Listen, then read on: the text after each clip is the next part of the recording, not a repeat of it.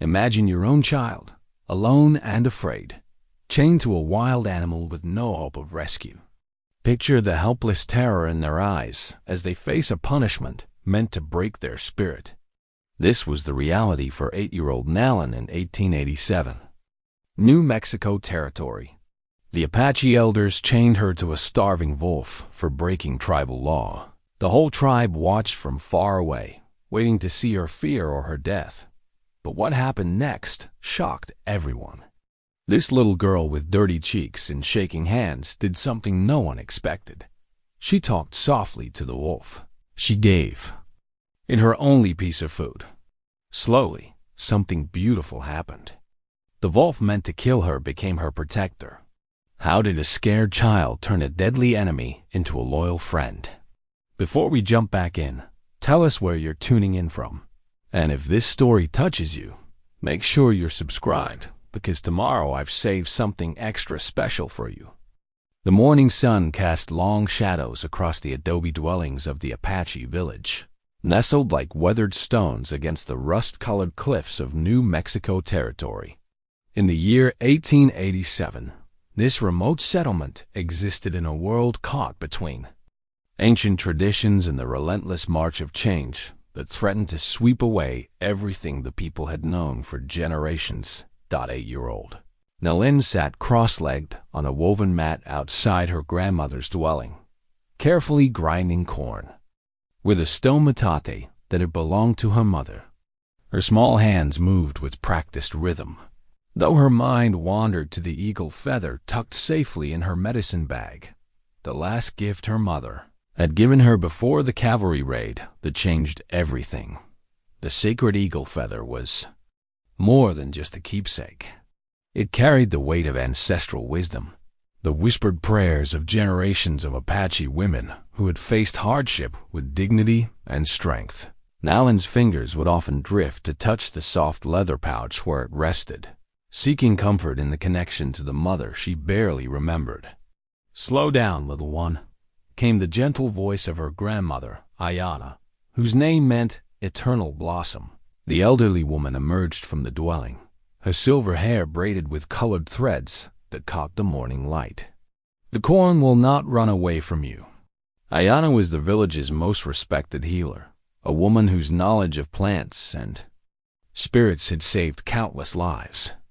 Her weathered hands had delivered babies, set broken bones, and prepared the dying for their journey to the spirit world. At 72 winters, she carried herself with the quiet authority of one who had seen much and understood more.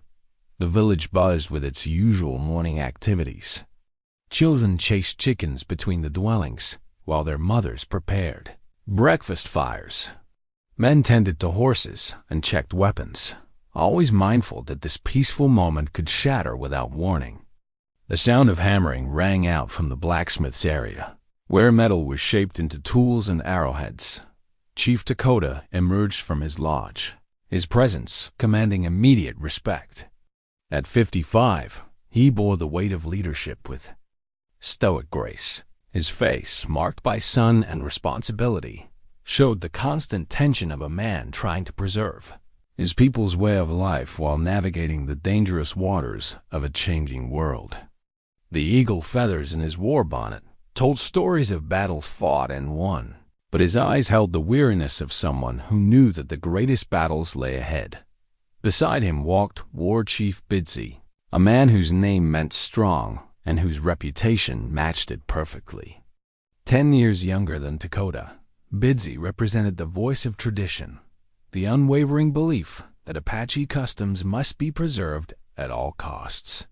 His scarred arms spoke of countless raids and skirmishes, and his stern expression rarely softened, even for children.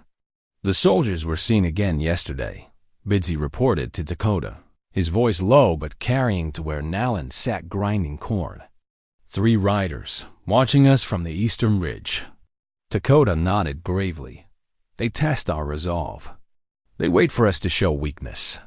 Nalin paused in her grinding, listening to the adult conversation with the keen awareness that children develop when their world is constantly threatened. She had learned early that information could mean survival, That understanding the fears and concerns of the adults around her might help her navigate the uncertain waters of each day. Ayana noticed her granddaughter's attention and placed a weathered hand on the child's shoulder. "Come, Nalin, help me gather medicine plants before the sun grows too strong." The old woman and young girl walked together toward the edge of the village, where the desert began its vast stretch toward distant mountains.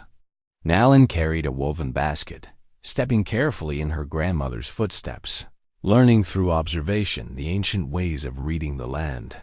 "Grandmother," Nalin said quietly as they walked, "why do the soldiers watch us? Are we doing something wrong?" Ayana stopped and knelt beside her granddaughter, her eyes full of the pain that comes from trying to explain an incomprehensible world to an innocent child. "No, little one, we are not doing anything wrong. But the world is changing, and change frightens people. The soldiers fear what they do not understand, just as we fear what we cannot control." As they gathered sage and desert willow, Ayana shared stories of the old days, when the Apache roamed freely across vast territories, following the seasons and living in harmony with the natural world.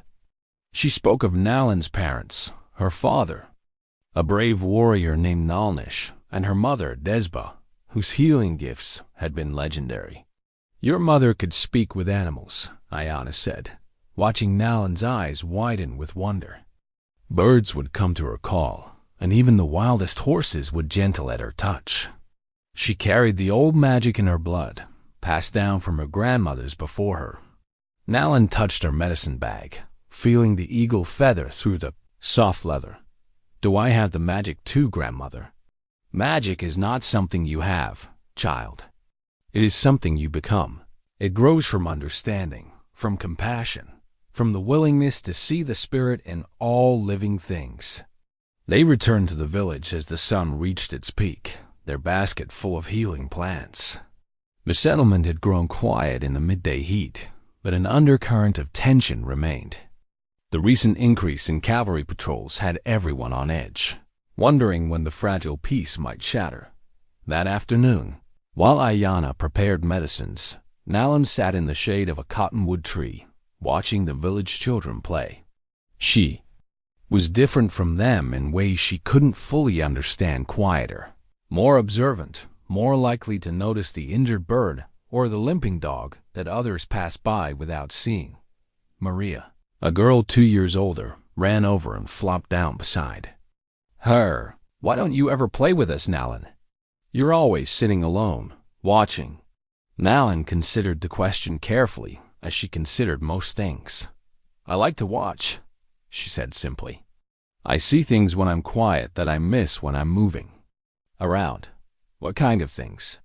"Like how that hawk has been circling the same spot for an hour, and how Spotted Dog favors his left front paw today, and how the wind changed direction 3 times since lunch, which means weather is coming."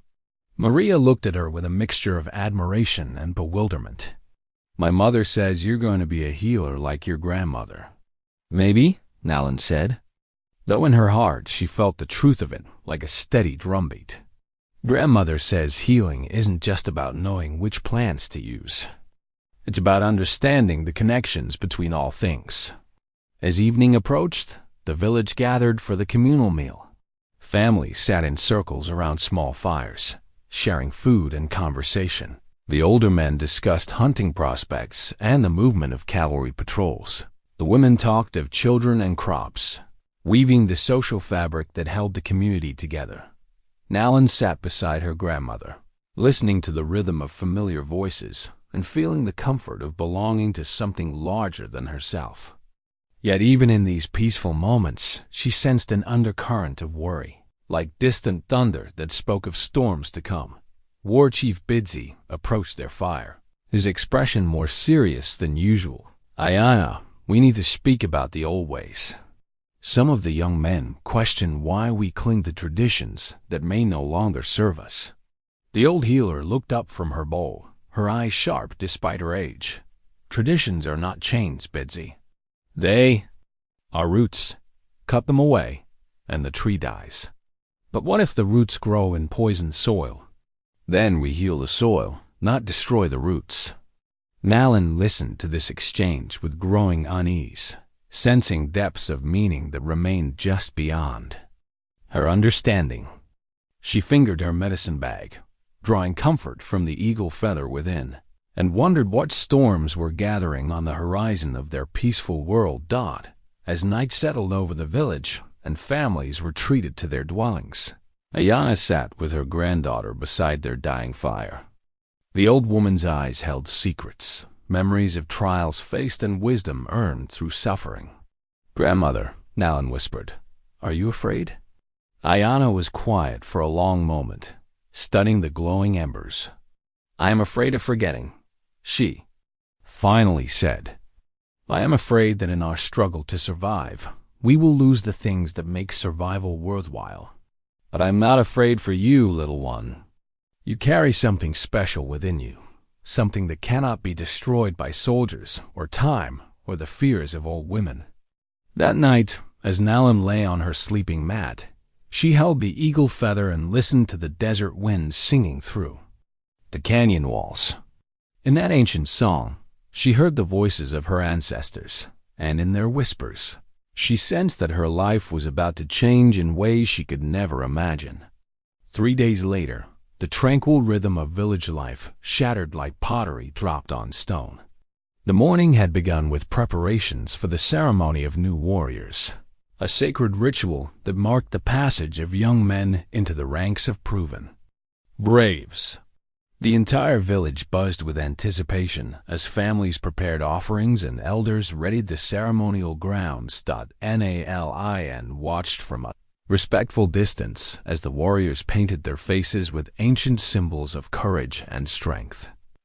The war paint bowl, a treasured vessel carved from sacred stone and passed down through generations, sat at the center of the ceremony. Its black and red pigments had been blessed by shamans and mixed with prayers that reached back to the beginning of Apache memory. The young men being honored stood in solemn rows, their faces bearing the weight of responsibility they were about to accept.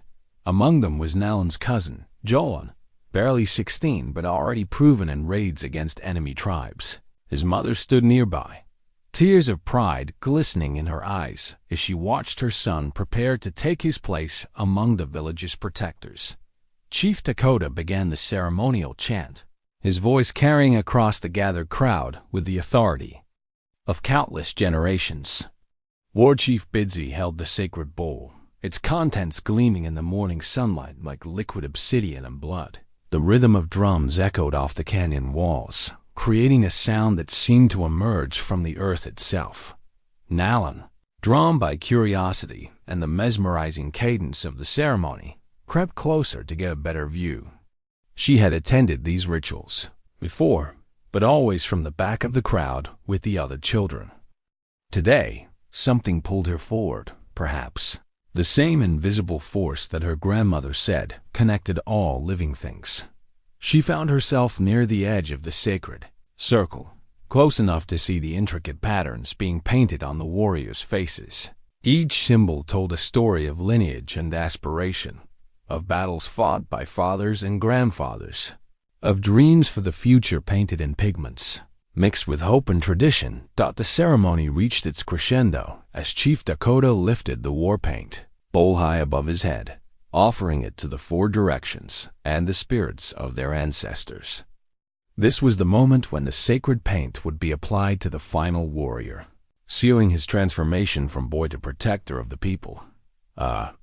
Red-tailed hawk chose that precise moment to cry out overhead, its shrill call piercing the ceremonial quiet. Startled, Nalin looked up at the birds circling above them, remembering her grandmother's teaching that hawks brought messages from the spirit world. What message was this magnificent creature trying to deliver? Her attention fixed on the hawk. Nalin took an unconscious step backward directly into the path of War Chief Bidsy as he moved to complete the ceremony. The collision was gentle but devastating. The sacred war paint bowl tumbled from his hands, its contents splashing across the ceremonial ground in a spray of black and red that looked like spilled Blood against the pale earth. Silence fell over the gathering like a suffocating blanket.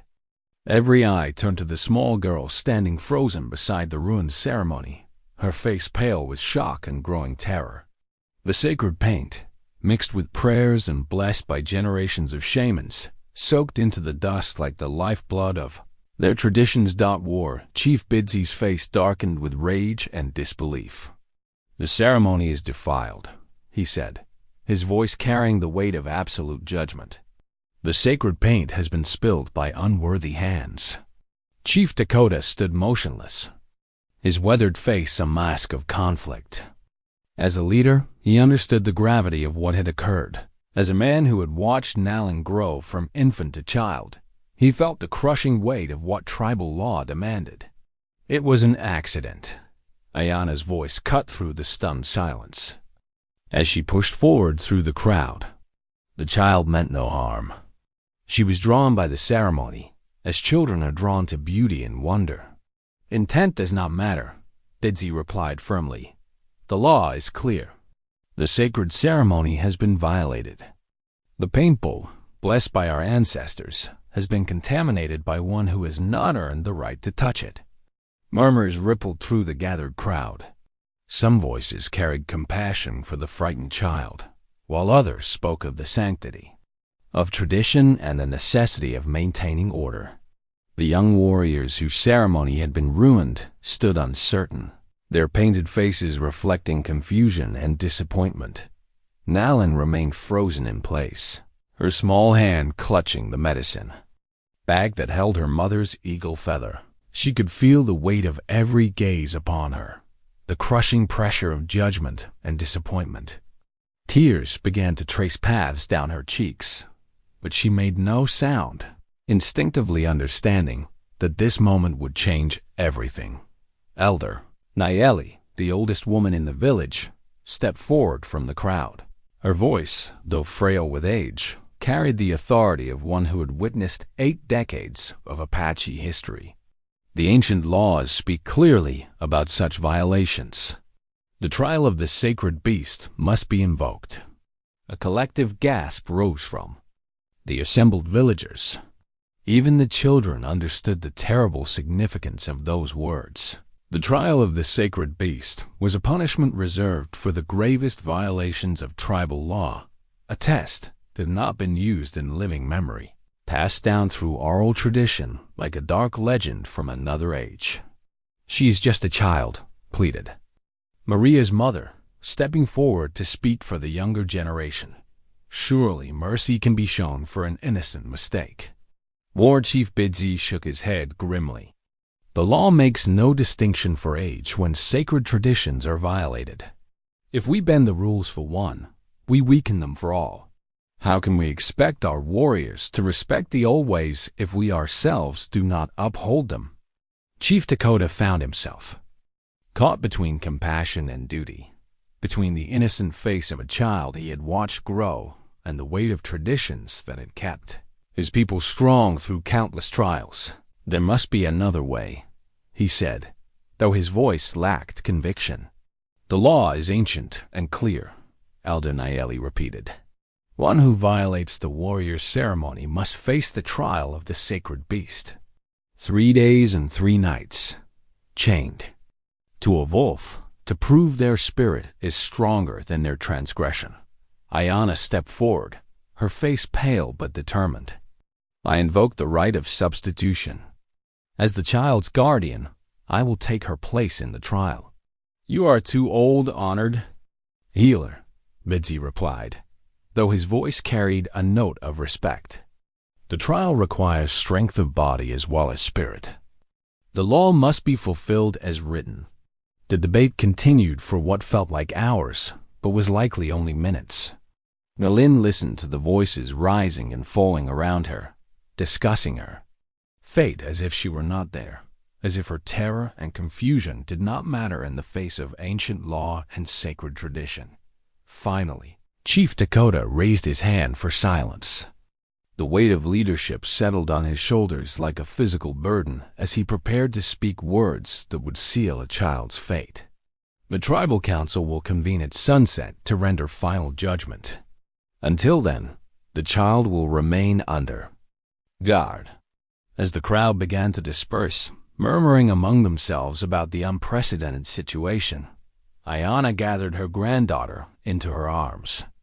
Nalin collapsed against her grandmother's chest, finally allowing the tears to flow freely as the magnitude of what had happened settled over her like a dark cloud. "I'm sorry, grandmother," she whispered. "I didn't mean to ruin everything. I was watching the hawk and I didn't see." "Hush, little one," Ayana soothed, though her own heart was breaking. Sometimes the spirits set events in motion that are beyond our understanding. We must trust that there is purpose in even the darkest moments. As they walked back to their dwelling under the watchful eyes of the village guards, Ayana's mind raced with memories she had buried for decades. She remembered another trial, another child, another time when the ancient laws had demanded a terrible price. The secret knowledge she carried felt like a stone in her chest, heavy with the weight of choices made long ago and consequences that still echoed through the years. That evening, as the sun painted the western sky in shades of fire and blood, the tribal council gathered to decide the fate of 8-year-old Nalin. The war paint pole, now empty and stained, sat before them as evidence of the violation that had shattered their sacred ceremony and set in motion events that would test the very foundations of their beliefs. Dawn broke gray and somber over the Apache village, its pale light revealing a community transformed by the weight of an ancient judgment. The tribal council had deliberated through the night, their voices carrying across the settlement in waves of argument and anguish until finally settling into the terrible silence of decision made. Nalin had not slept. She lay on her sleeping mat, staring at the ceiling of her grandmother's dwelling, her small fingers wrapped around the eagle feather that had become her anchor in a world suddenly turned upside down. Every sound from outside footsteps murmured. Conversations. The scrape of metal against stone sent shivers of fear through her 8-year-old body. Ayana sat beside her granddaughter, her weathered hands gently stroking the child's dark hair. The old healer's eyes were red from tears shed in the darkness, but her voice remained steady as she hummed ancient lullabies that had comforted Apache children for countless generations. "Grandmother," Nalin whispered, her voice barely audible, "what will happen to me?" The question hung in the air like smoke from a dying fire. Ayana closed her eyes, feeling the weight of knowledge she could not share. Secrets that had been buried for decades, but now pressed against her heart like thorns. "You will face a trial, little one. But remember what I have taught you about the spirits that live in all things. They have not abandoned you." Outside, the village stirred with unusual activity. Women prepared food with mechanical precision, their usual chatter subdued by the gravity of what was to come. Men checked ropes and chains, their faces grim as they made ready for a ceremony that none had witnessed in their lifetimes. The sound of approaching footsteps made both grandmother and child freeze. Chief Dakota appeared in the doorway, his presence filling the small space with the authority of leadership and the sorrow of a man forced to choose duty over compassion. "It is time," he said simply, his voice heavy with regret. "The council has spoken. The trial must proceed as the ancient laws demand." Ayana rose slowly, her joints protesting the sleepless night. "May I prepare her for what is to come?" Dakota nodded, though his eyes avoided meeting those of the child who sat trembling on her mat. "You have until the sun reaches its highest point. Then we must begin the sacred preparations." As the chief departed, Ayana turned to her granddaughter with desperate urgency. There was so much she needed to say, so much wisdom to impart in the few hours that remained. But how could she explain to a child the complexities of survival? The delicate balance between predator and prey, the ancient connections that bound all living creatures together? "Listen to me carefully, Nalin," she began, kneeling beside the girl. "What I am about to tell you may sound like stories, but they are truths passed down from my grandmother and hers before her. She spoke in whispers about the nature of wolves, their intelligence and loyalty, their capacity for both violence and gentleness. She explained how the Apache had once lived alongside these creatures, respecting them as brothers in the hunt and guardians of the wild places.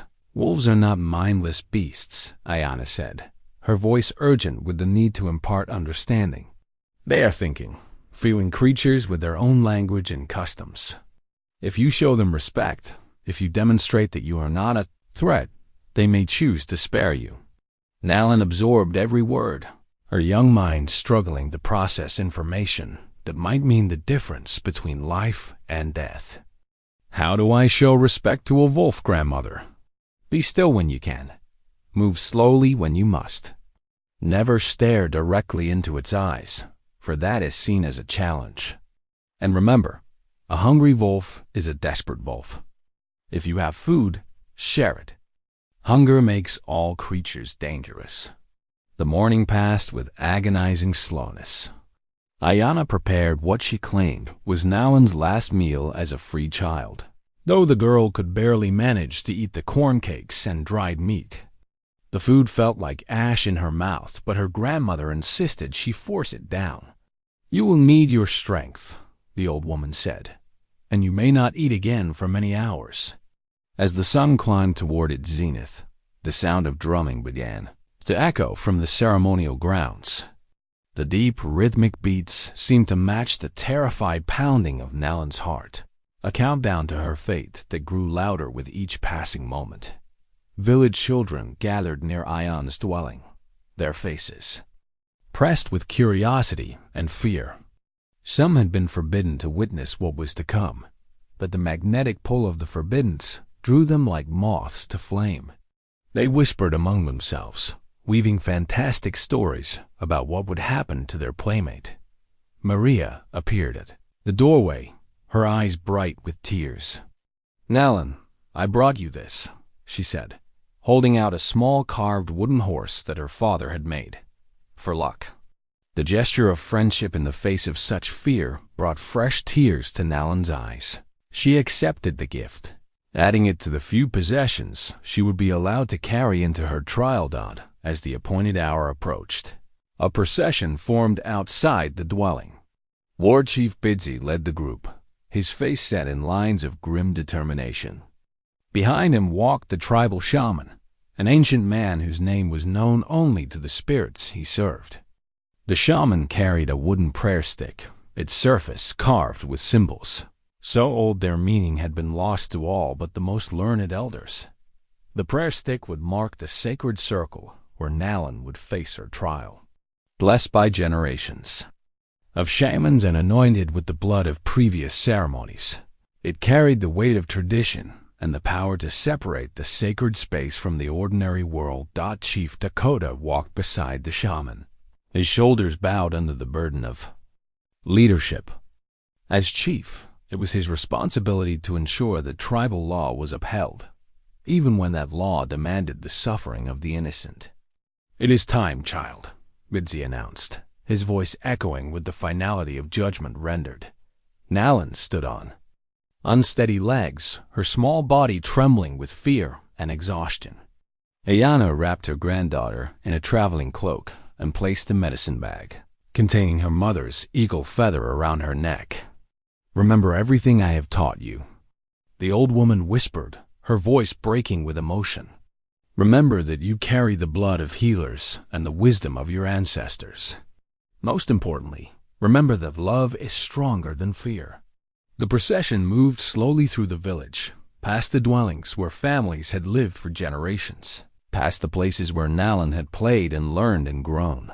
Villagers lined the path, some weeping openly, others maintaining the stoic dignity that Apache tradition demanded in times of trial. The ceremonial grounds lay outside the village proper, in a natural amphitheater formed by wind-carved stone. Here, the ancient rituals had been performed since the beginning of Apache memory. The space felt charged with spiritual energy, as if the very rocks remembered the ceremonies they had witnessed. At the center of the grounds, A wooden post had been driven deep into the earth. Beside it lay a length of iron chain, its metal gleaming dully in the afternoon sun. The chain would bind Nalin to her fate, connecting her to the trial that would determine whether she lived or died. The shaman began the ritual preparation, thrusting the blessed prayer stick into the ground to mark the boundaries of the sacred circle. The carved symbols seemed to writhe in the shifting light, ancient protections meant to contain whatever forces would be unleashed within their bounds. As the preparations continued around her, Nalin closed her eyes and tried to find the courage her grandmother insisted lived within her heart. In the distance, she could hear the sound that would haunt her dreams, the howl of a wolf being brought down from the mountains, hungry and wild and meant to be her judge, jury, and potential executioner. The wolf arrived in a crude wooden cage drawn by 2 horses, its wild eyes reflecting the terror and confusion of a creature torn from its mountain home. The beast paced within its confines, muscles rippling beneath its gray coat, occasionally throwing itself against the wooden bars with desperate fury.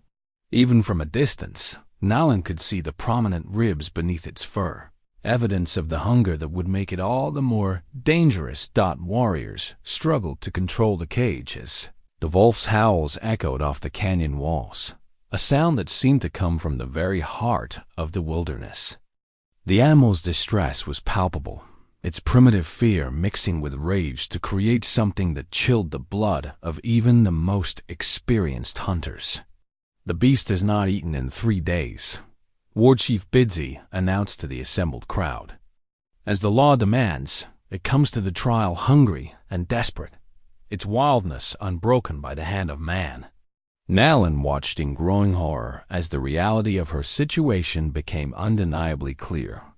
This was not a story told around evening fires, not a legend passed down through generations. This was her fate, approaching with every heartbeat, every breath that might be among her last.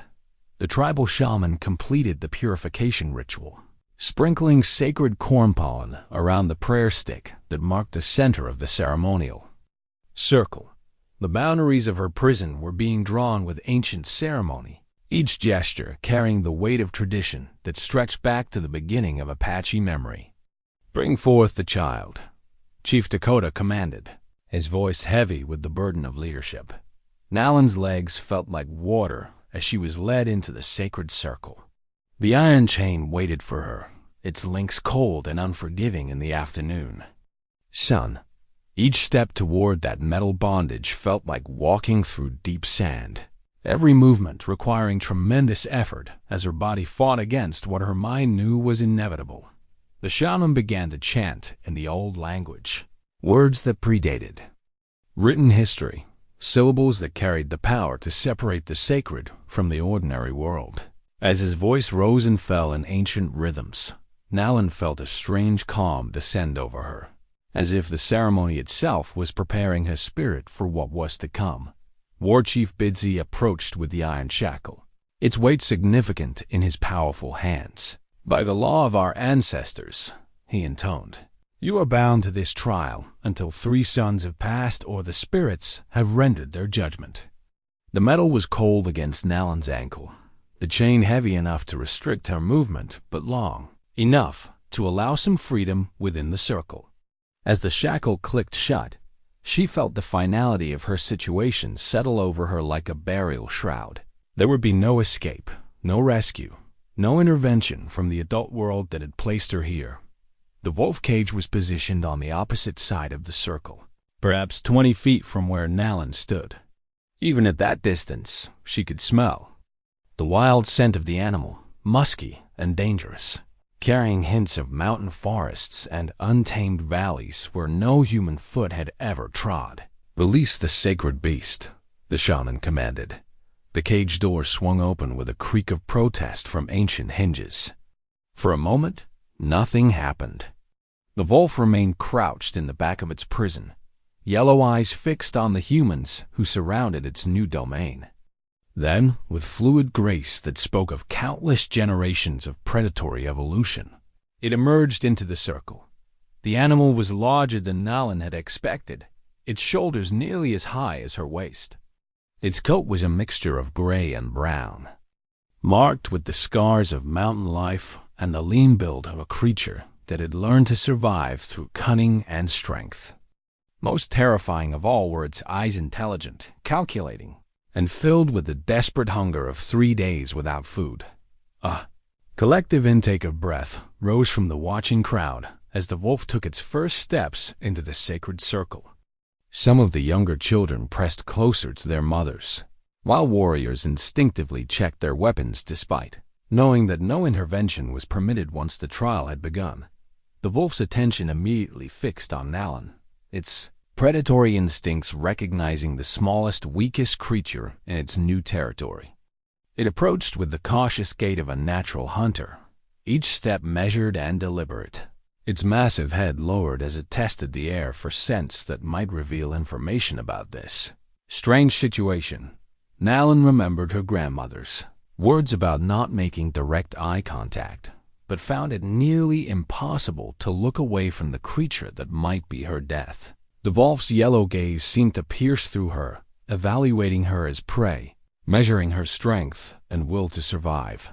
When the animal was perhaps 10 feet away, a second chain was attached to its neck, a length of iron that would prevent it from leaving the sacred circle, but would not restrict its movement within that space. The wolf barely seemed to notice the additional restraint. Its attention focused entirely on the small human that cowered before it. "Let the trial begin," Chief Dakota announced, his words carrying across the ceremonial grounds like a death knell. The assembled crowd stepped back beyond the boundaries marked by the prayer stick, leaving Nalin alone with the wolf in their circle of sacred earth. The silence that followed was deafening, broken only by the sound of the desert wind and the low growl that rumbled from the wolf's throat like distant thunder. For what felt like an eternity, but was probably only minutes, child and beast regarded each other across the small space that separated them. Nalin fought to control her trembling, knowing that any sign of weakness might trigger the wolf's predatory instincts. The animal circled slowly, testing the length of its chain, learning the boundaries of its new territory. As the sun began its descent toward the western horizon, Nalin realized that the first phase of her trial had begun. The wolf had not attacked immediately, which her grandmother had said was a hopeful sign. Hungry predators often struck quickly, driven by desperation. This wolf seemed to be studying her, trying to understand what she represented in its suddenly changed world. Remembering Ayana's teachings about showing respect, Nalin slowly lowered herself to sit cross-legged on the ground, making herself smaller and less threatening. The movement caught the wolf's attention, its ears pricking forward with interest rather than aggression. From her seated position, Nalin could see the creature more clearly. Beneath the fearsome exterior of tooth and claw, she glimpsed something else: confusion, fear, perhaps even loneliness. This wolf had been torn from its pack, its territory, everything familiar and safe. In that moment of recognition, she realized they were both prisoners in the sacred circle, both victims of forces beyond their control. Hidden in the small leather pouch at her side, carefully saved from her morning meal, was a piece of dried meat that her grandmother had insisted she keep. At the time, Nalin had thought it was simply provision for the journey to the ceremonial grounds. Now she understood it might be something far more valuable, a bridge between two frightened creatures trapped together in a test that neither had chosen. Hours passed in the sacred circle as the sun traced its ancient path across the desert sky. The wolf had settled into a cautious routine of pacing and observation, its movements creating a worn path in the dust as it tested the boundaries of its prison. Nalin remained motionless, her legs growing numb from sitting cross-legged, but afraid that any sudden movement might shatter the fragile peace that had developed between them. The watching tribe maintained their vigil from beyond the prayer stick's boundary, taking turns so that witnesses would always be present to observe whatever the spirits decreed. Some brought water and food for the long watch, while others simply stood in silent contemplation of the ancient ritual unfolding before their eyes. As afternoon shadows began to lengthen, Nalin felt the weight of her mother's eagle feather against her chest. The sacred object seemed to pulse with its own warmth, as if responding to her desperate need for comfort and guidance. She closed her eyes and tried to remember her grandmother's stories about the old magic, the connections that bound all living things together in an invisible web of understanding. When she opened her eyes again, the wolf had stopped pacing and was watching her with an intensity that made her breath catch in her throat. There was something different in its gaze, now less predatory hunger and more curiosity, as if the animal was trying to solve a puzzle that defied its understanding of the natural world. "You're afraid too, aren't you?" Nalin whispered, her voice barely audible above the desert wind. "You don't understand why you're here any more than I do." The wolf's ears twitched at the sound of her voice, its head tilting slightly in a gesture that seemed almost thoughtful. For a moment, the dangerous predator looked remarkably like the village dogs when they were trying to understand human speech. Emboldened by this small sign of connection, Nalin began to speak in the soft, melodious tones her grandmother used when telling stories. She spoke of her village, of the morning routines and evening gatherings, of children playing and mothers singing lullabies. She told the wolf about her parents, how they had died defending their people, and how the eagle feather she carried was all she had left of her mother's love. "My grandmother says my mother could speak with animals," she continued, her voice growing stronger as the wolf seemed to listen. "She says the old magic runs in our blood, passed down from the grandmothers who came before. Maybe that's why I'm here. Maybe the spirits want to see if I have that gift too." The wolf took a step closer, its movement cautious, but no longer overtly threatening. The distance between them had shrunk to perhaps 8 feet, close enough for Nalin to see the intelligence in its amber eyes, the way its nostrils flared as it sampled her scent. Reading the story of her fear and determination written in chemical signals too, subtle for human perception. As evening approached and the temperature began to drop, both child and wolf felt the chill that came with desert darkness. Nalin pulled her traveling cloak tighter around her shoulders, while the wolf's thick coat provided natural protection against the cold. Yet neither seemed inclined to seek the warmth that might come from moving closer to the other. The moon rose full and bright, casting silver light across the ceremonial grounds and turning the sacred circle into a stage illuminated by ancient celestial drama. In that ethereal glow, Nalin noticed something that made her heart race with a mixture of hope and terror. The wolf was limping slightly, favoring its left rear leg. Memory flooded back of her grandmother's teachings about reading the signs that animals gave, the subtle communications that revealed injury, illness, or distress. The wolf's slight limp might explain why it had been easier to capture than a healthy animal would have been. It was not just hungry, it was hurt. "You're injured," she said softly, and the wolf's ears flicked toward her voice. "That's why they could catch you, isn't it? You couldn't run fast enough to escape." Understanding dawned like sunrise in her mind. This creature was not the fearsome predator of legend, the unstoppable force of nature that tribal law intended to test her against. This was a wounded animal, far from its pack, hungry and confused and possibly in pain. Compassion flooded through her, overwhelming the fear that had gripped her for hours.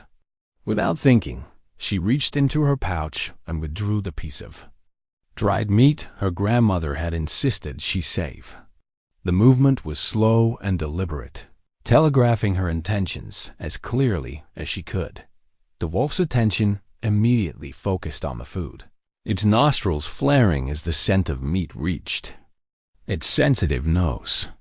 3 days without eating had left the animal's hunger sharp as a blade, and the sight of potential sustenance triggered an immediate response. "I know you're hungry," Nalin said, holding the meat where the wolf could see it clearly. "I only have this one piece, but you need it more than I do." She set the dried meat on the ground, halfway between them, then slowly scooted backward to give the wolf space to approach. Every instinct told her this was madness, that feeding a predator would only strengthen it for an eventual attack. But deeper wisdom, the kind that flowed through her bloodline like water through desert stone, whispered that this was the path her ancestors would have chosen. The wolf approached the offering with extreme caution, its body low to the ground, ready to spring away at the first sign of threat. When it reached the meat, it sniffed carefully before picking up the morsel and retreating to a safe distance to eat God as the animal consumed her offering. Nalin felt something shift in the sacred circle. The moonstone amulet her grandmother had, placed in her medicine bag, began to emit a soft, warm glow that seemed to respond to the act of compassion she had just performed. The light was barely visible, a gentle radiance that spoke of approval from the spirit world. From their position beyond the prayer stick boundary, the watching villagers murmured among themselves about what they had witnessed. Never in the oral histories of their people had there been an account of anyone feeding the trial wolf. The act went against everything they understood about the purpose of the ordeal. Elder Nalin, whose ancient eyes had seen more winters than anyone could count, leaned heavily on her walking stick as she studied the scene before her. "The child shows the heart of a healer," she said quietly to those around her. "She sees suffering and seeks to ease it, even when that suffering belongs to her potential destroyer." Grandmother Ayana, who had been maintaining her own vigil despite her advanced age, felt tears streaming down her weathered cheeks. In her granddaughter's act of kindness, she saw the confirmation of everything she had hoped and feared. The old magic was indeed flowing through Nalin's veins, the same power that had made her mother legendary among their people. As the night deepened around them, child and wolf settled into an uneasy truce. The animal had claimed a spot near the edge of its territory, close enough to keep watch over Nalin, but far enough away to maintain the instinctive distance that wilderness survival demanded. Nalin wrapped herself in her cloak and tried to find a comfortable position on the hard ground, knowing that sleep would be nearly impossible under these circumstances. Yet somehow, as the hours passed and the wolf made no aggressive moves, she began to feel a strange sense of peace settling over the sacred circle.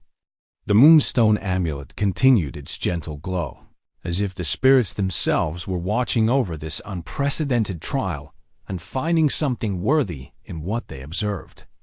Dawn of the second day broke with the sound of distant hoofbeats, a rhythmic thunder that sent ripples of tension through the watching village. Scout riders approached at full gallop, their faces grim with the kind of news that could shatter the fragile peace of the ceremonial vigil. "Cavalry patrol," the lead scout reported breathlessly to Chief Dakota. "3 troops, maybe 40 soldiers, moving along the eastern ridge. They'll reach our territory by midday." The timing could not have been worse.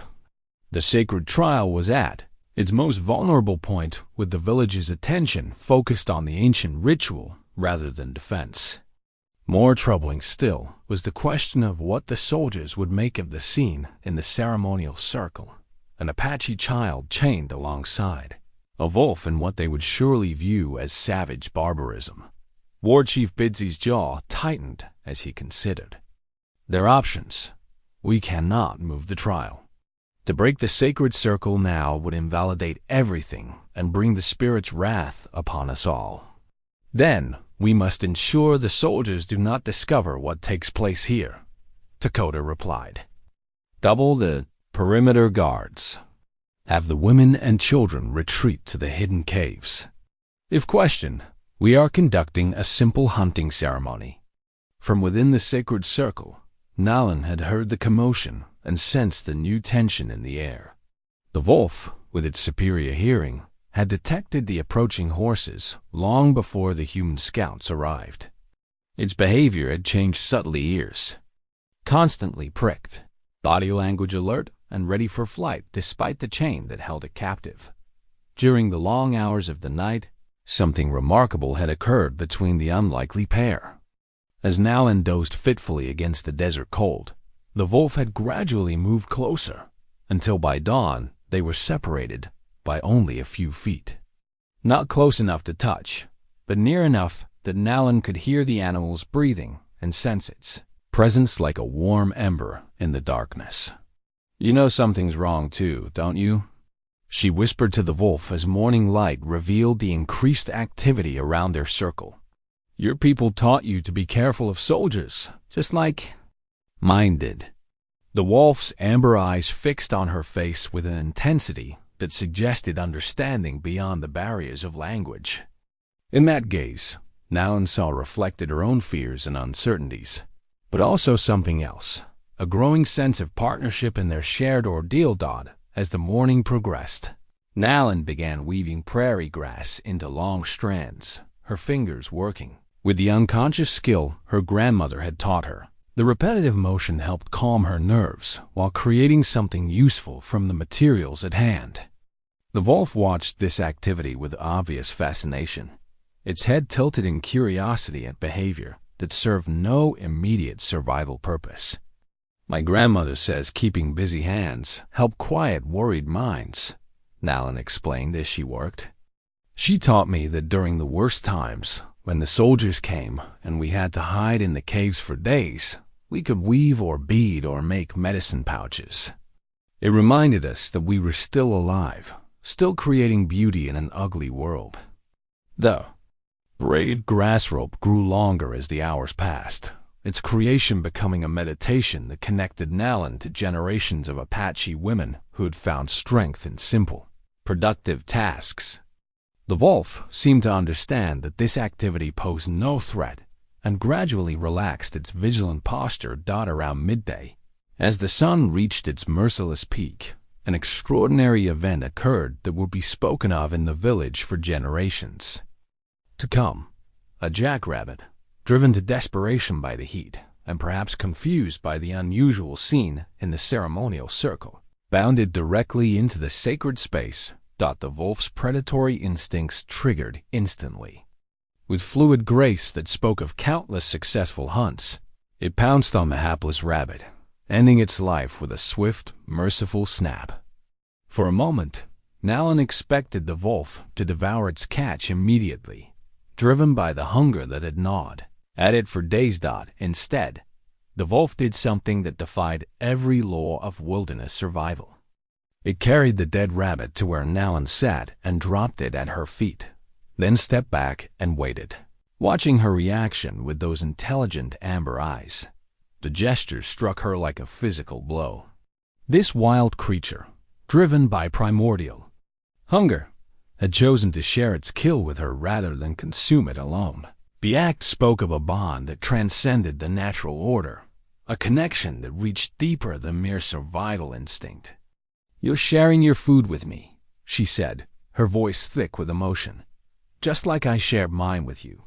With careful movements, Nalin retrieved the precious matches from her traveling pack, a luxury in Apache culture jealously guarded, and used only when necessity demanded.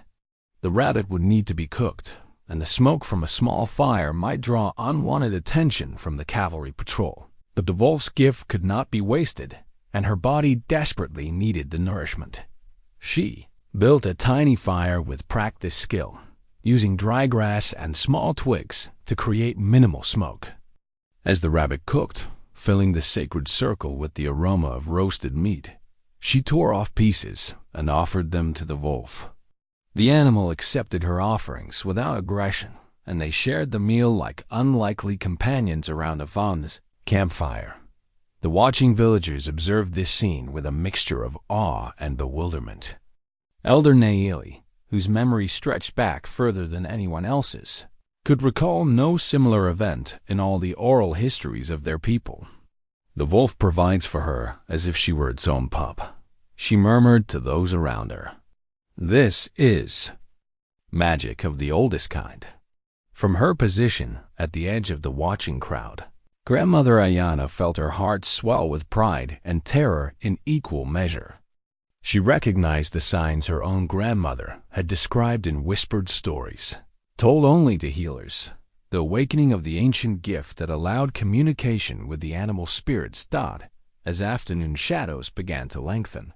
The tension of the approaching cavalry reached its peak. Scouts reported that the soldiers were less than an hour away, their course taking them directly toward the ceremonial grounds. Hasty preparations were made to conceal the true nature of the gathering, with weapons hidden and the most obviously. Ritual elements moved out of sight, but within the sacred circle, a different kind of preparation was taking place. The wolf had begun responding to Nalin's voice with subtle movements, a turned ear when she spoke, a shift in position when she gestured. The animals seemed to understand that they were partners now, bound together not just by chains, but by the growing trust that had developed through their shared trials. When buzzards began circling overhead, drawn by the scent of the cooked rabbit, the wolf positioned itself protectively between Nalin and the potential aerial threat.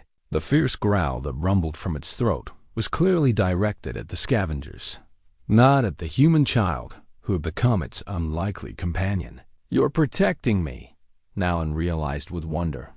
"You're actually protecting me from other animals." As the sound of approaching hoofbeats grew louder and the village held its collective breath, Nalin touched her medicine bag and felt the warm pulse of the moonstone amulet within. Whatever was about to happen, she knew that the sacred trial had already transformed into something far beyond what the ancient laws had envisioned. The third morning of the trial dawned with an unexpected visitor to the village, the ancient tribal shaman, Ahiga, whose name meant "he fights," and whose wisdom was sought by Apache bands across the territory. He arrived with the sunrise, his weathered hands clutching a bundle wrapped in sacred deerskin that seemed to pulse with spiritual energy. "I have traveled through the night," he announced to the assembled council, his voice carrying the authority of one who spoke directly with the spirit world. "The ancestors have shown me visions that concern the trial taking place in your sacred circle." Chief Dakota and War Chief Bidzi exchanged glances heavy with meaning. Ahiga was not merely any shaman. He was the keeper of the oldest knowledge, the guardian of secrets that stretched back to the beginning of Apache memory. His presence here, now, could only mean that forces beyond their understanding were at work. "What have the spirits revealed to you, Honored One?" Dakota asked, his voice reflecting the deep respect accorded to those who walked between the worlds of the living and the dead. Ahiga unwrapped his sacred bundle with reverence, revealing an object that made several of the watching elders gasp in recognition. It was an ancient wolf skull, yellowed with age and marked with symbols so old their meanings had been lost to all but the most learned keepers of tradition. The skull seemed to glow with its own inner light, as if the spirit of the long-dead wolf still resided within its bone confines. "This is the skull of the first wolf of judgment," Ahiga said, his words falling like stones into still water. "The original companion of our ancestors when the sacred laws were first written.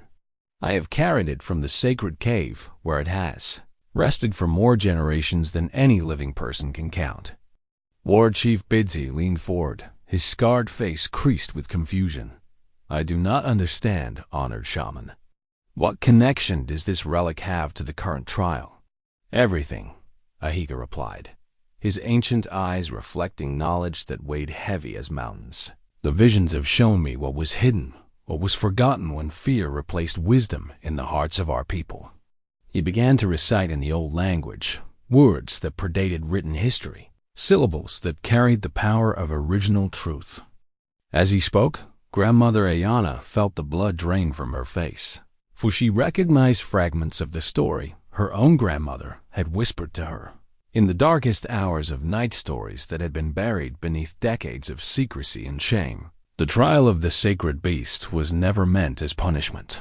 Ahiga continued, switching to the common tongue so all could understand.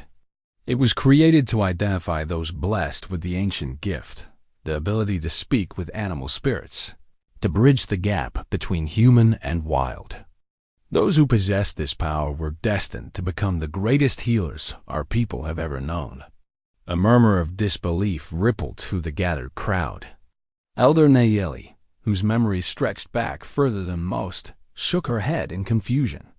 But the oral histories speak clearly of the trial as judgment for those who violate sacred law.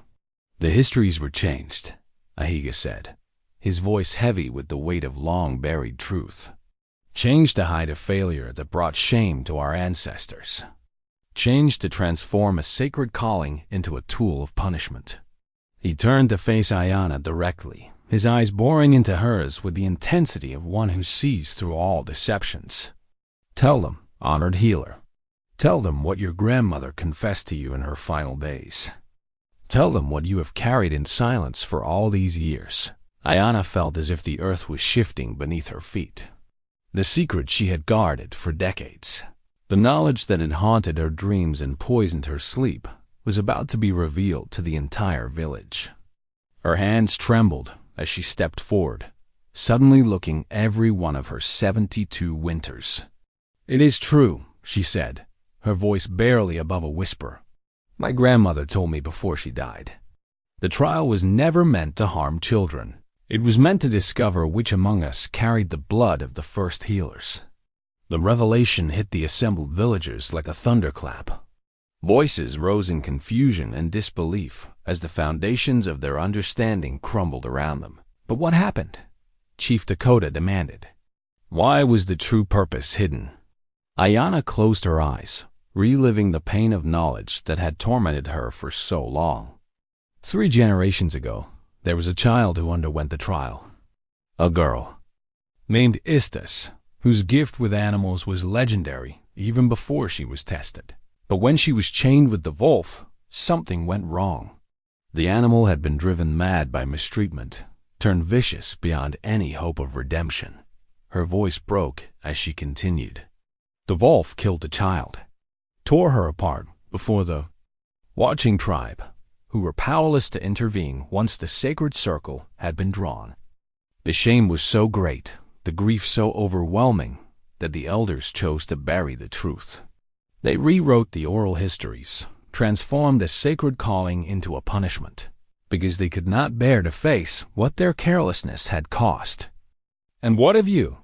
War Chief Bidsy asked, his voice strangely gentle. "What was your part in this hidden history?"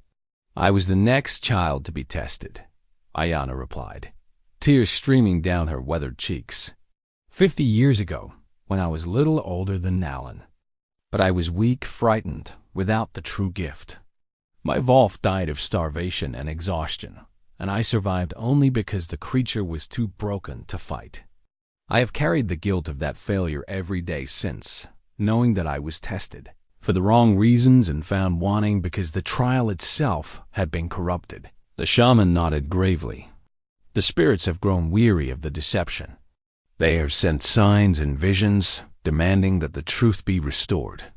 The child in the sacred circle carries the blood of the first healers. She's being tested not as punishment, but as recognition of her destiny. From their position beyond the prayer stick boundary, the villagers turned their attention back to the sacred circle, seeing the scene there with completely new understanding. Nalin sat beside the wolf in peaceful communion, the two unlikely companions sharing a bond that transcended the natural order. "Look at them," Elder Nalin said in wonder. "The child speaks, and the wolf listens. The wolf protects, and the child shows compassion. This is not the behavior of predator and prey, but of spirits recognizing kindred souls." Or Chief Bidsy felt the weight of his error settling on his shoulders like a physical burden. "I have wronged the child. I have wronged our entire people by insisting on a law that was founded on deception and fear. There is still time to make amends," Ahiga said. "The trial must continue to its natural conclusion, but now with the proper understanding of its purpose. If the child succeeds in forming a true bond with the wolf spirit, she must be recognized for what she is, a healer of the old blood, chosen by the ancestors themselves." As if summoned by their conversation, The sound of approaching hoofbeats announced the arrival of the cavalry patrol they had been dreading.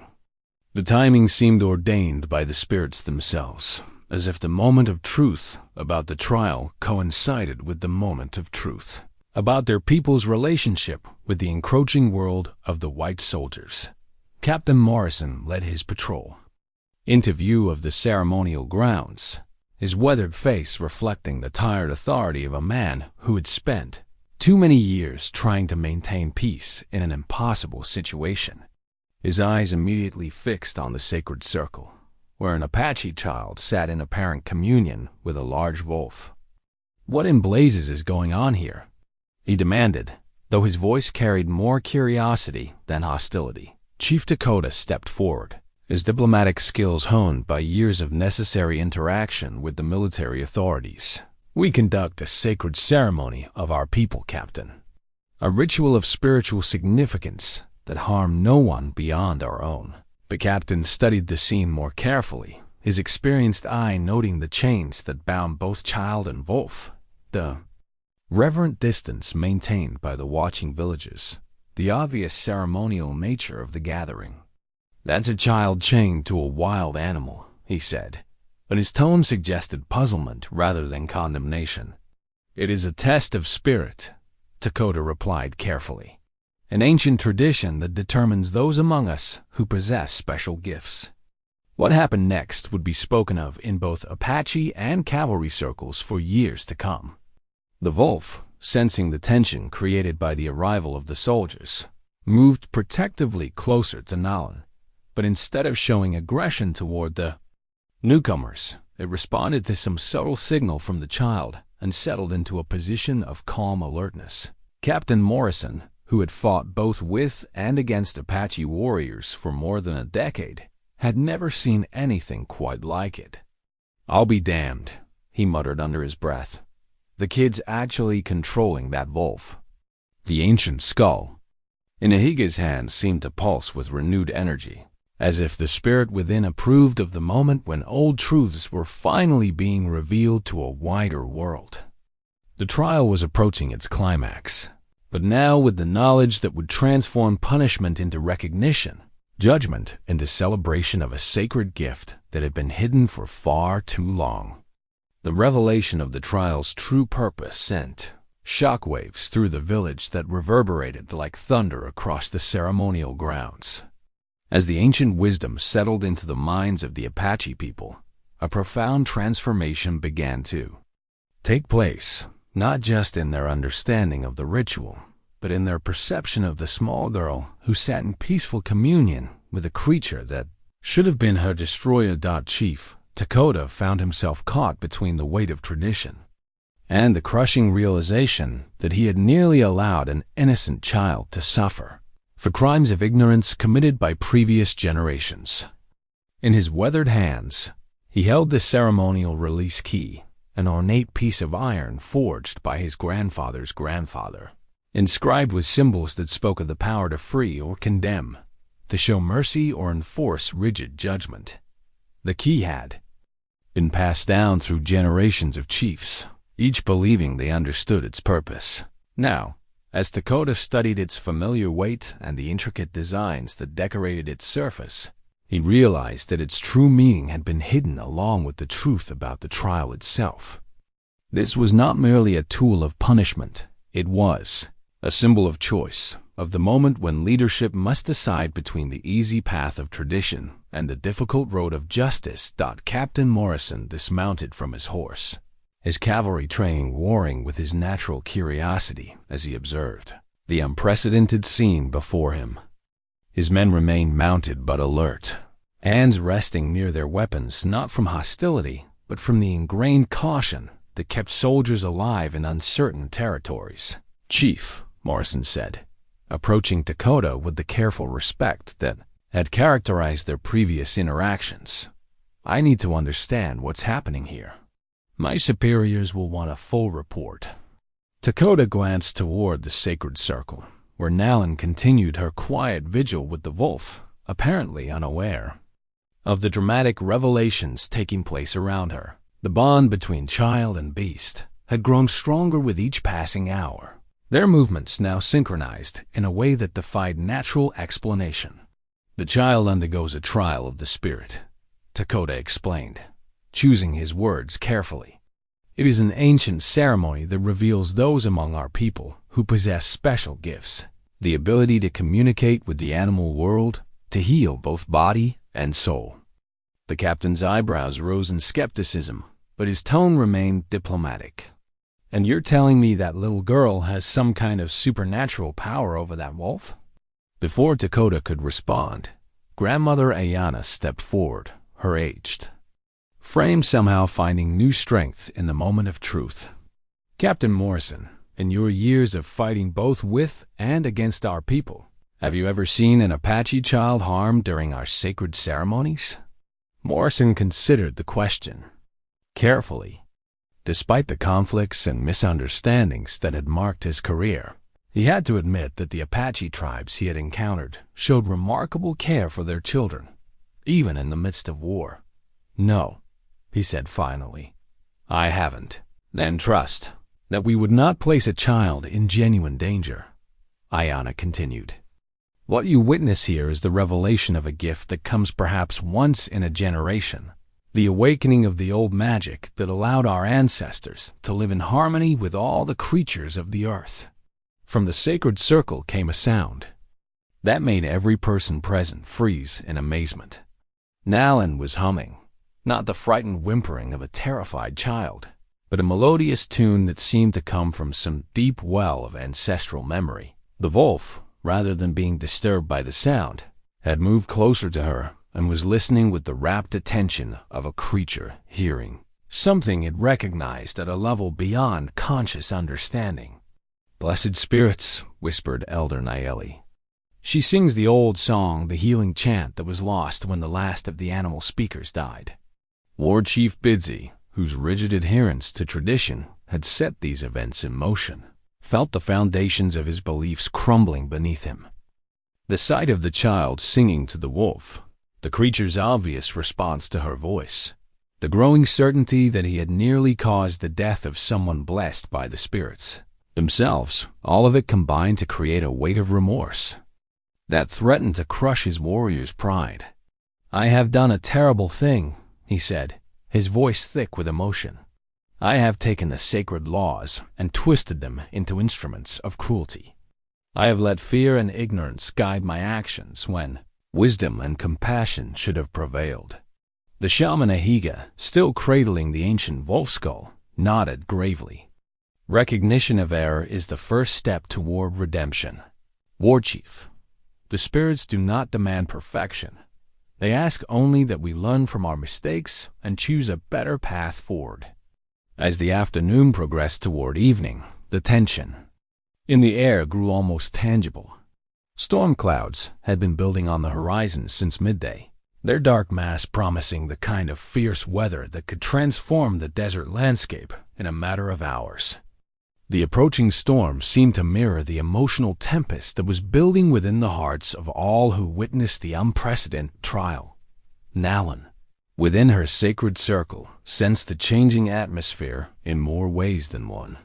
The wolf had become increasingly restless as the barometric pressure dropped, its primitive instincts reading the approaching weather with the accuracy that had kept its species alive for countless millennia.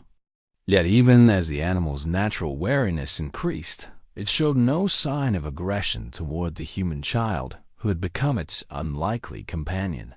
You feel it too, don't you? Nalin said softly to the wolf, the storm coming. My grandmother always said that big weather brings big changes. Maybe that's what this is all about, not just testing me, but changing everyone who watches. The wolf's amber eyes fixed on her face with an intensity that suggested understanding beyond the barriers of language. In that moment, Nalin felt a connection that transcended the physical world, a joining of spirits that her grandmother's stories had described, but that she had never dared to hope she might experience herself. Captain Morrison found himself in an unprecedented situation. His orders had been to patrol the territory and report any unusual Apache activity.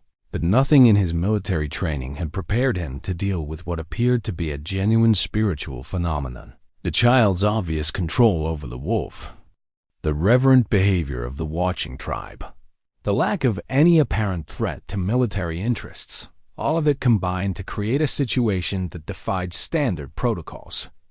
"How long is this ceremony supposed to last?" he asked Chief Dakota. "Until the spirits render their judgment," Dakota replied. "Traditionally, 3 days and 3 nights. But the ancient laws say the trial continues until its natural conclusion." "And what would that conclusion be?"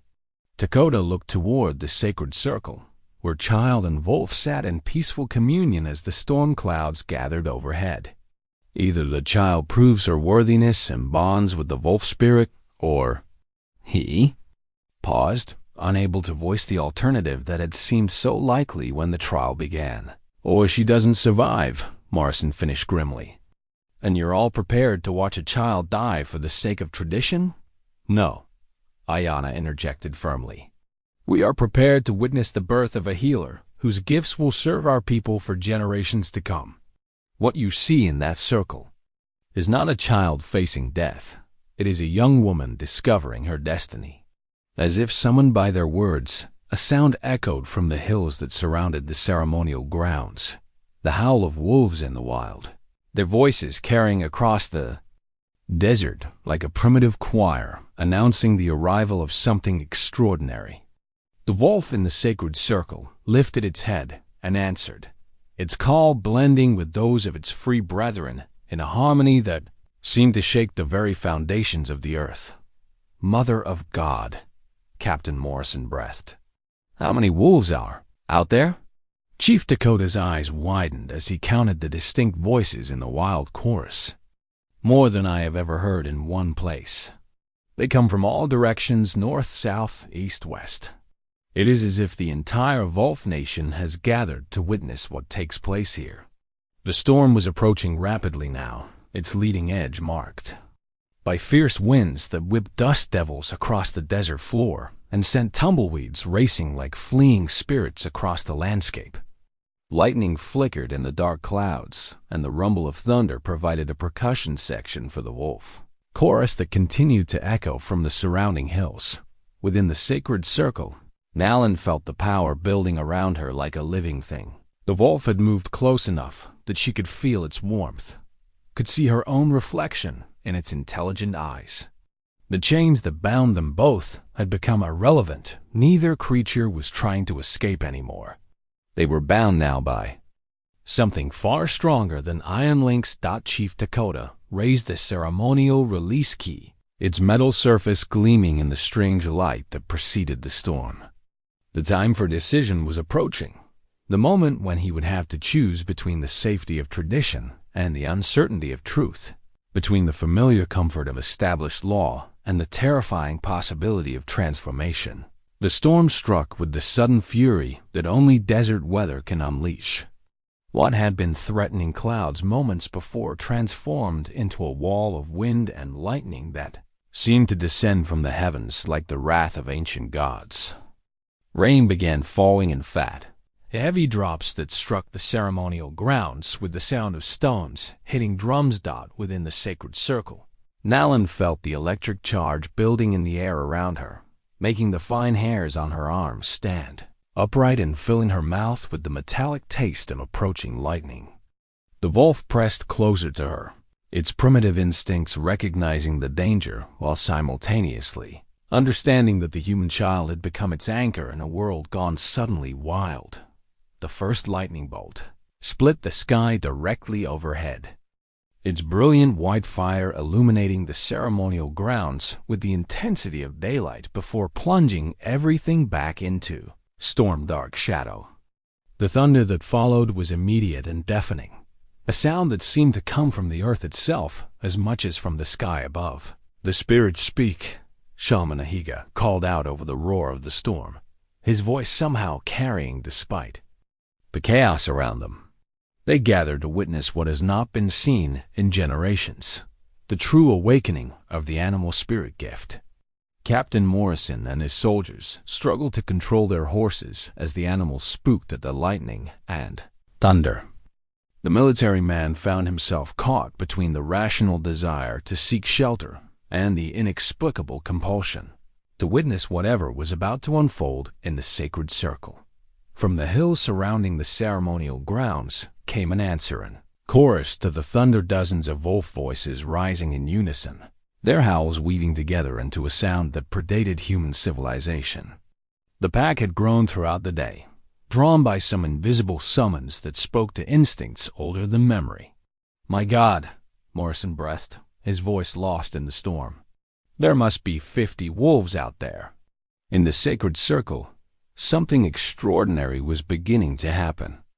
As the lightning flashed overhead and the rain began falling in earnest, wild wolves started emerging from their hiding places in the rocks and scrub brush. They moved with the fluid grace of creatures born to the wilderness, but their behavior defied every law of predatory nature.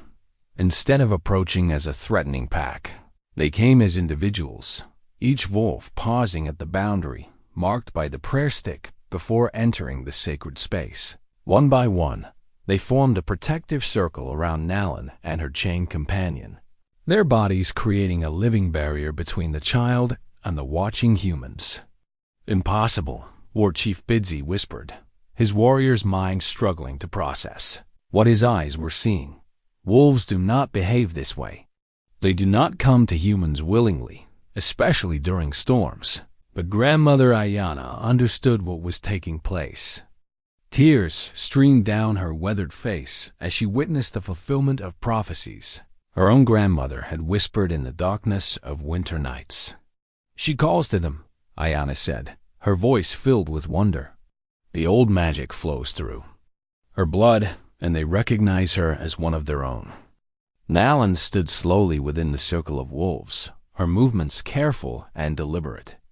The storm raged around them all, but within the sacred space, a strange calm had descended.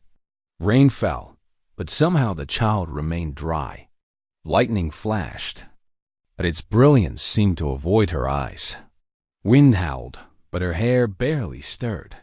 "Brothers and sisters," she said, her young voice carrying clearly despite the chaos of the storm, "I thank you for coming to stand with me in this sacred place."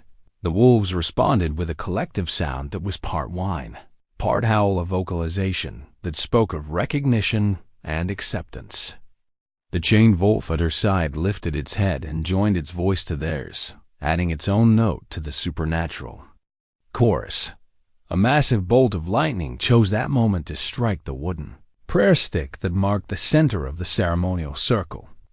The ancient wood split with a crack that rivaled the thunder itself, sending splinters flying like shrapnel. But instead of destruction, the lightning seemed to bring transformation. The prayer stick, split by divine fire, became a lightning strike. Staff, a new artifact of power that spoke of old ways breaking apart to make room for new understanding.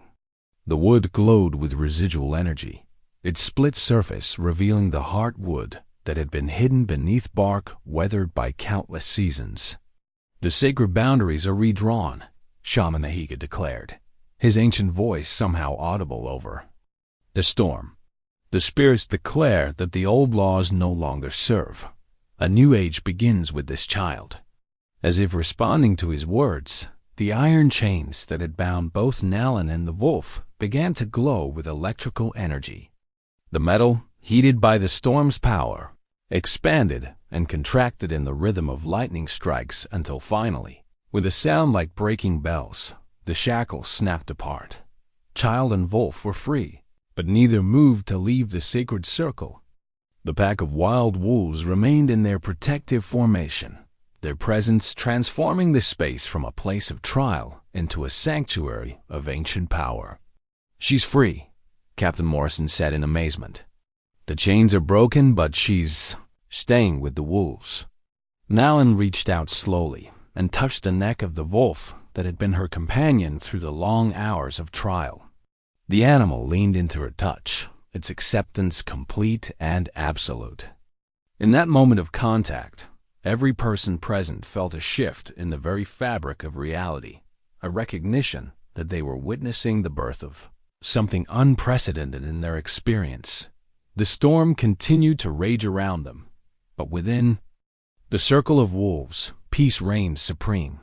The lightning strike staff glowed softly in the rain, its split wood serving as a bridge between the old world that was passing away and the new age that was beginning to dawn. As the storm reached its peak intensity, something miraculous began to happen that would be spoken of in Apache legend for generations to come. The rain that had been falling steadily throughout the sacred circle began to shimmer with an otherworldly light, each droplet catching and reflecting illumination that seemed to come from within rather than from the lightning above. The silver rainwater pooled in the natural depressions of the ceremonial ground, creating small mirrors that reflected not the storm-dark sky, but something far more wondrous: images of ancient Apache healers, ghostly figures who seemed to dance in the liquid surfaces before dissolving back into ordinary water. "The ancestors gather," Shaman Nahiga said, his voice filled with awe as he recognized the significance of what was taking place. "They come to witness the restoration of the old covenant between human and animal spirits." Nalin stood in the center of the wolf circle, her young face turned upward to receive the sacred rain. Where the blessed water touched her skin, it seemed to glow briefly before being absorbed, as if her very being was drawing in the spiritual essence carried within each droplet. The largest wolf in the pack, a magnificent creature with silver touched fur that marked him as the alpha of his kind, approached Nalin with slow, deliberate steps. Every eye, human and animal alike, watched as the pack leader stopped directly in front of the child and lowered his massive head in a gesture of submission and recognition that defied every law of wilderness hierarchy. "The pack leader acknowledges her," Captain Morrison said in disbelief, his military training warring with the evidence of his own eyes. "I've never seen anything like this. Wild wolves don't bow to humans." Nalin reached out with trembling hands and touched the alpha wolf's noble head, her fingers threading through his thick fur as a connection passed between them that transcended the physical world. In that moment of contact, she heard not words but images, feelings, ancient memories that belonged to the wolf nation itself. She saw the first Apache healers walking among wolf packs as equals, sharing hunts and protecting each other's young.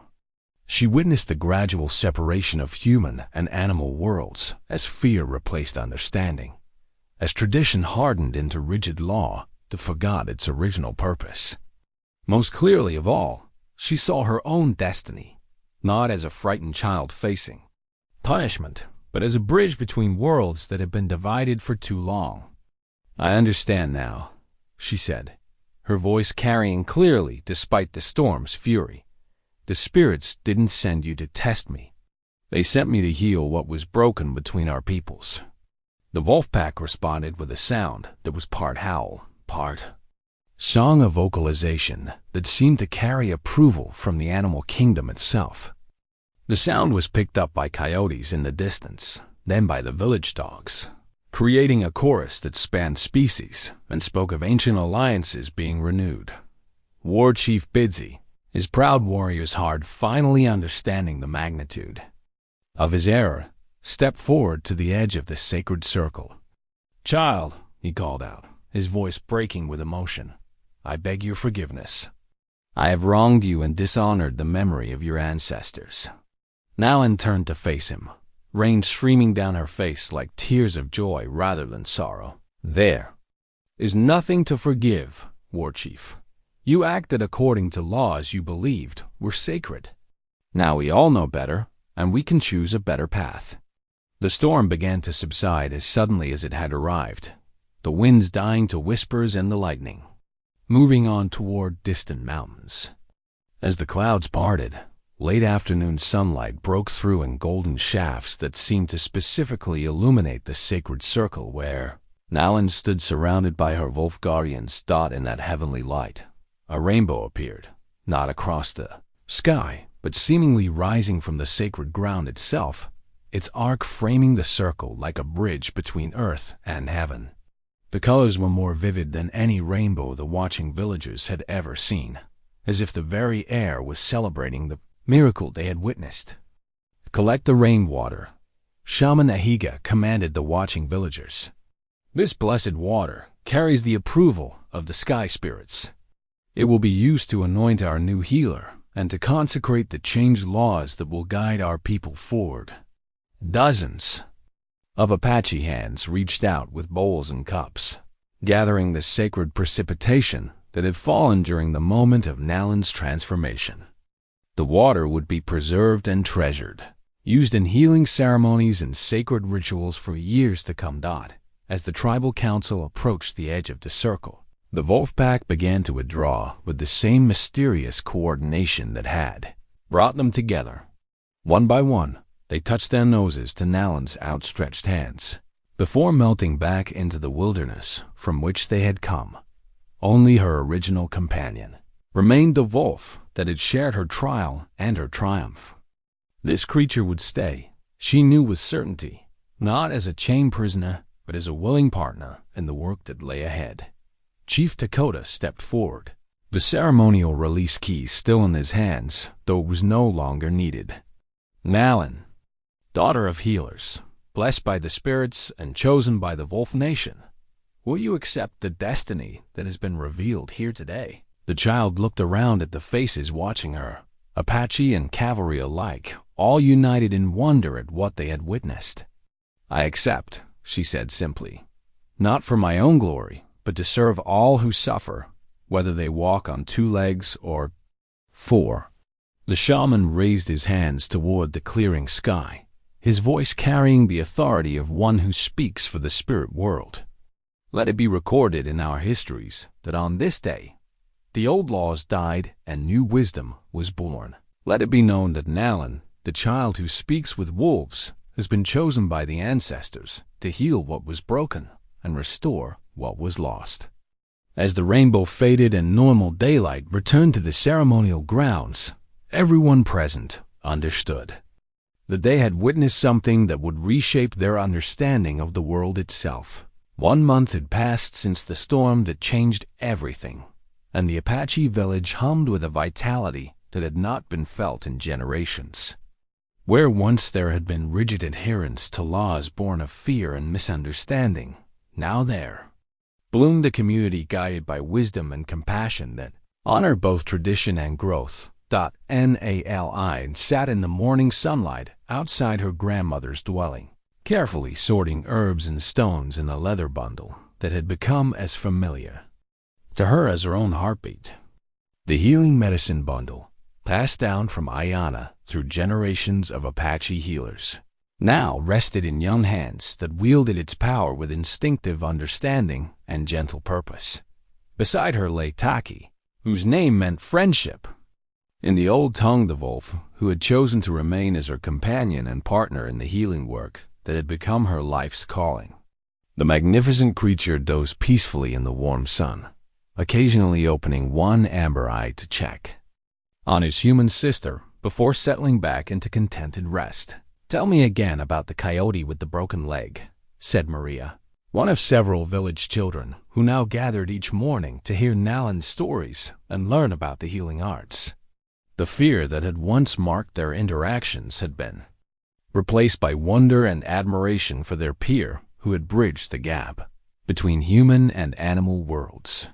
Nalin smiled as she selected a piece of willow bark for pain relief, her movements practiced and sure despite her young age. Taki found him limping near the waterhole 3 days ago.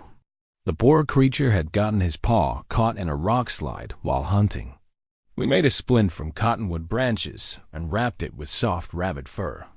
He's healing well now, though.